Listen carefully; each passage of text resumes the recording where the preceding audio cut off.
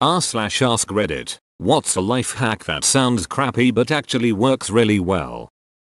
A knitted fake wasp nest. Our wasps buggered off the same day. Haven't been seen since. I've never heard of this before. Do wasps dislike competition? They actually are territorial and will leave if they think a specific area has already been claimed. I have heard a paper bag stuffed with newspaper and hung up will also work for this. Wasps don't have great eyesight. Writing things down by hand helps you remember them better. I always let my students make a cheat sheet in the first 15 minutes of class before a test exactly for this reason. They end up also prioritizing info they have a hard time with. Sometimes I'll walk around the room and see what they are putting on the index cards I gave them. If I'm seeing patterns, I can quickly correct misconceptions before the exam. They're a great feedback tool for me as well. I remember thinking we scored and the teacher was a sucker for letting us use cheat sheets, until I got to university and realized that it was a really effective way to get your students to review. We thought we were gaming the system and did it willingly. Choose your reaction before your emotions can. I was always jealous of people who naturally had a great response to problems, like I forgot something at home. Oh well, it happens to everyone. I'm sure they'll understand why I'm late. I began really noticing how much easier that must make life. So I started trying to imagine the right reaction to situations. If you make yourself pause to think of a good reaction, you can kind of choose it like yeah, that would be a good one, and then you don't give your stupid brain an opportunity to throw out a shitty reaction. Someone made me remember something I think is important to add, so I'm pasting it here so it won't get lost. I learned to do it despite it seeming impossible. The trick for me was to recognize that I was enabling and feeding my own emotional responses. Like my car won't start. I should be upset. Why wouldn't I be? This will cost me money. I was choosing to be upset because I was supposed to be, or I was entitled to be upset, but I didn't really want to be.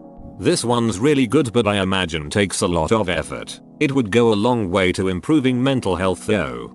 It sounds really hard, but there's positive reinforcement involved because you want to keep doing it. It's hard to explain any subtlety with how it works for me. Instead of trying to convince myself, I really do choose a reaction. Like, imagine you're at a new restaurant and their menu has some amazing meal that you'd forgotten was a thing. You don't go, yeah, I think I'll probably like this. You poke the menu and say, yep, this one. I want to avoid being all upset or anxious. So I really embrace a perspective that would avoid feeling like that. By now it's become natural to me, except when I don't even think to try. Take 2 to 10 minutes to tidy up your home before you go to bed. The next morning, you'll feel way better not having to look at all the junk things you still have to do. Whenever I do this I inevitably forget I have, so when I wake up in the morning it feels like magical elves came and cleaned my house in the night. Haha, similar here, but my wife, when I do that late at night or early morning when she's asleep, I tell her Dobby, the house elf from Harry Potter, came and cleaned up the kitchen. If you always put your keys in the same place, you won't lose them. Till your wife moves them. Haha, joke's on you. I don't have anyone who loves me. Thinking of reaching out to an ex? Masturbate first then think about it. You could leave out the first sentence and that would still be valid advice. If something's worth doing, it's usually worth doing badly. Half-assing the dishes is better than leaving them to fester in the sink. Sending old friends a happy birthday message when Facebook prompts you is better than losing touch entirely. Taking a quick shower without soap is better than not showering at all. Piling your laundry up in a basket instead of putting in the wardrobe is better than leaving it scattered over the floor. Also applies to self-improvement stuff as well as maintenance. Don't worry so much about doing 100 push-ups, 100 sit-ups, 100 squats and a 10-kilometer run that you do nothing. Just walk around the block and do one of each of the others for now. Just write 1 page a day of that novel, and allow it to be terrible. Write simple, buggy programs. Draw badly, watch YouTubers cook or fix their car or put on makeup or build something. Even if you can't find the energy to yourself. If you're having trouble finding a date, start preemptively assuming that everyone is off limits and just focus on finding genuine friends who match your orientation. Somewhere along the line you'll lose your discomfort and start getting better at doing what you want or need to do. Whoa, that is a twist I never thought of. As someone who recently discovered that something I've struggled with my whole life is defeated perfectionism, it's always been nearly impossible for me to give value to anything that I don't do in its fullest, best, most complete way, which leads to lots of procrastination and a lot of just not doing things. I've heard done is better than perfect a lot, but it's still really hard to turn into practice. Better to do it badly than not at all is a twist that feels like it'll stick a lot better. Don't save your banking information on online stores. Makes impulse buying much more difficult if you have to track down your wallet. Unless you remember all the numbers on your card, in which case you're ducked and your memory is too good for you to forget you're ducked. Just remember someone else's card info. Don't ask someone do you need anything when they are going through something. Ask them what can I do for you and stop talking. Sometimes listening is enough. Being a good listener isn't easy. You have to stop waiting for your turn to speak and just be there for them. Source: Father of Daughters. Bending your knees up using a little stool to support your feet while pooping. It has changed my life. I don't think op meant a literal crappy tip. I've been told I tend to be a bit too literal. I call it the power of might as well. Gonna get up from my desk and go to the kitchen? Oh well. Might as well take this plate with me. Going to pee before bed? Oh well. Might as well brush my teeth. Going to brush my teeth? Oh well. Might as well floss. Going outside? Oh well. Might as well bring the trash. It's ridiculous, but it works. You'll end up on top of the Everest pretty fast if you're not careful with that. Exercising first thing in the morning really does make you feel better all day. It is garbage to start. Take a month or two to get used to, then you miss a day and feel like shit. I actually really hate that this is the truth. I started exercising in the morning with the express purpose to disprove that 1. Doing your hardest least favorite task first thing gets it done, and 2. That it improves your mood and energy for the day. Been getting up at 4:55 am every morning for so many years to exercise before work that I cannot live without it. Like I will wake at 3 am to exercise if I have something that will have me leaving the house for 5 am. I live in buttfuck nowhere. Most medical appointments are hours away and I have 2 chronic illnesses. I was invited to join a group of people cycling in the morning years ago, but I always declined because they start at 6:30 am. I decided to join them for a couple of rides 5 months ago and now I am hooked. I need to get up at 5 am to be there ready by 6:30 am. I have never been a morning person, but now I feel great after every ride. I think it is an amazing way to start the day. Plus I have lost about 40 pounds since starting. This has never worked for me. In addition to having a horrible time getting up, I end up with a headache all day. Being genuinely nice and appreciative with people. They'll 100% help you out in any way they can. The security guards at my office building bring my food up to me whenever I order lunch, and when our office was closed I asked them to bring our mail up and leave it in a locked office they had a key to. My co-worker was beaching, even though it benefited him too, that they only did that because I'm a girl. At beach I make them cookies all the time and ask about their families. People do nice things for nice people.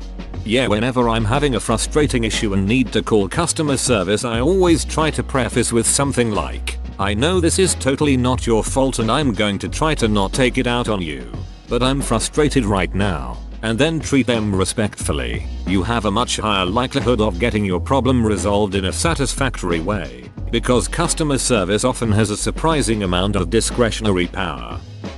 Ignoring toxic family members or work calls can improve your mental health when properly spread out. Sometimes it's okay to set your phone aside and unplug. I'm in sales consulting. It's a 6-day-a-week gig. We finally were given dedicated work phones. I moved all my customers to that number. Didn't tell them it was a work phone, just that I was switching numbers. After 6 and on Saturdays, I just turned the phone off. There's nothing I can help with at that time that cannot be addressed the following day. I also moved work apps, emails, etc. to solely that phone. If something is absolutely on fire, my boss will reach out on my personal phone. This has been fantastic for my work-life balance. Unfortunately I really don't like my job, but that's on me. Not necessarily crappy per se, but I always encourage people to befriend the hospital employees that bring you your meal trays. They'll hook you up with the good stuff so you're not stuck eating crappy food.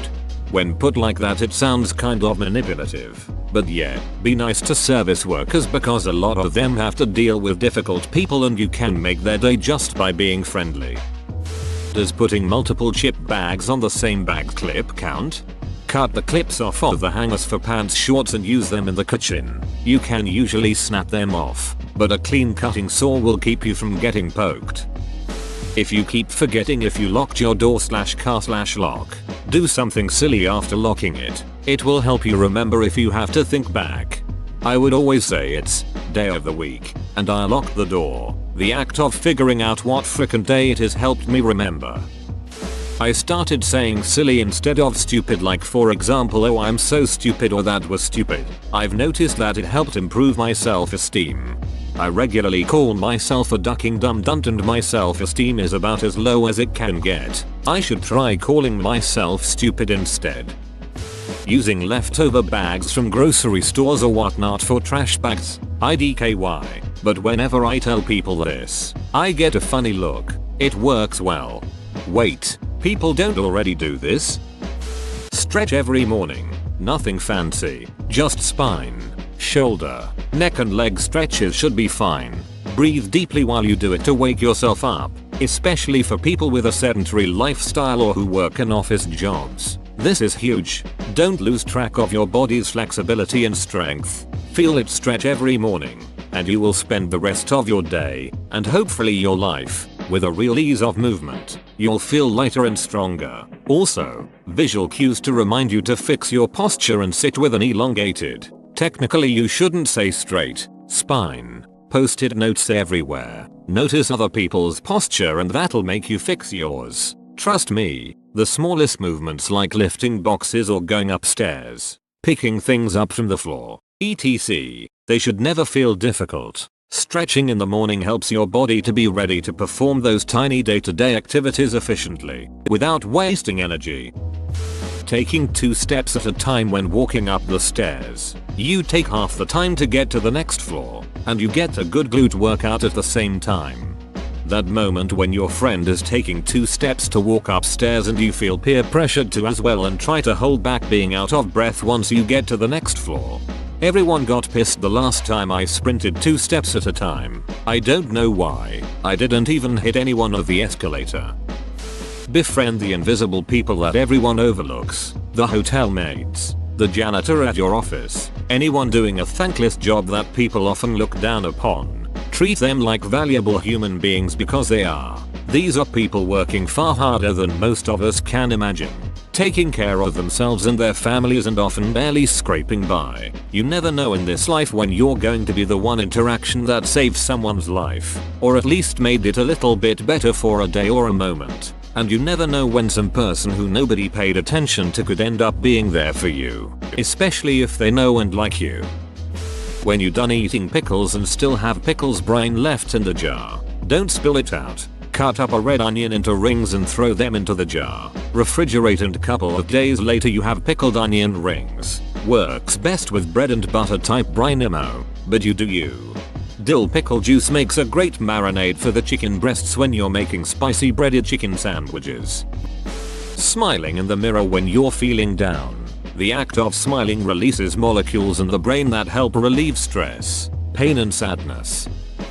Place a small bowl of 2/3 water, 1/3 white vinegar, or lemon juice, in your microwave and cook on high for 10 minutes. Any stuck on dried food residue will wipe right off with no effort. Learning to do things the hard way first makes it easier on the long run, since you can't always use the easy way, but the hard way always works. The best way to master the long sword is to practice with one in each hand. It is hard at first, but all things are hard at first. Miyamoto Musashi. Before pouring coffee I heat water in the microwave until it's boiling in my ceramic coffee mug, making the mug nice and hot. Then, dump out the boiling water and pour in the coffee. That way, the mug keeps the coffee warm for a much longer time. I must be the weird one. I put an ice cube in my cup as I pour the coffee. I don't like it super hot. I burn easily. Get a bidet attachment and never buy toilet paper again. In all seriousness, as someone who's never experienced a bidet, shouldn't you dry your butt after the spray? Fingernail polish remover on cold sores. I know. Sounds crazy, right? I've gotten cold sores since I was a child. In middle school, I had a teacher very excitedly tell me to go home and ask my mom if she had any fingernail polish remover and to try it. She swore on the stuff. So, I went home and tried, and it's actually ducking incredible. A chemical in it dries up any liquids crazy fast. I used to try to puncture them with a needle to drain the fluid, and it made me realize that the remover only burns when it's an open sore. If you leave the sore in one piece, it doesn't burn at all.